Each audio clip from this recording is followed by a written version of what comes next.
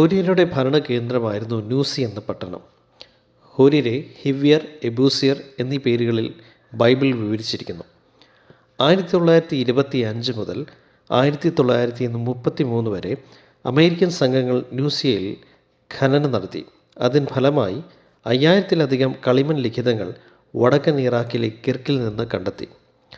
ജന്മാവകാശ വിൽപ്പന, ഗൃഹവിഗ്രഹങ്ങൾ, മൂത്ത വേലക്കാരൻ, കുട്ടികളില്ലാത്തവരാണെങ്കിൽ സാമ്പത്തിക അവകാശം തുടങ്ങിയ നിരവധി ബൈബിൾ ആചാരങ്ങൾ ഈ ലിഖിതങ്ങളിൽ പരാമർശിക്കുന്നു. എന്തുകൊണ്ടാണ് ഇസ്രായേൽ ജനതയുടെ സംസ്കാരത്തോട് ന്യൂസിയയിലെ ജനങ്ങൾക്ക് അടുത്ത ബന്ധമുണ്ടായിരുന്നത്? അതിന് കാരണം അബ്രഹാം മെസൊപ്പൊട്ടേമിയയിൽ നിന്നുള്ള ആളായിരുന്നു, അതായത് ഇന്നത്തെ ഇറാഖിൽ നിന്ന്. ന്യൂസി മെസൊപ്പൊട്ടേമിയയിലെ ഒരു സ്ഥലമാണ്. അബ്രഹാം വളർന്ന സ്ഥലത്ത് നിന്ന് അത്ര ദൂരെയല്ലായിരുന്നു ഈ സ്ഥലം. സ്വാഭാവികമായും ന്യൂസിയിലെ ജനങ്ങളുടെ ആചാരങ്ങൾ അബ്രഹാമിൻ്റെ കുടുംബത്തിൻ്റെ ആചാരങ്ങളുമായി വളരെ സാമ്യതയുള്ളതായിരിക്കും.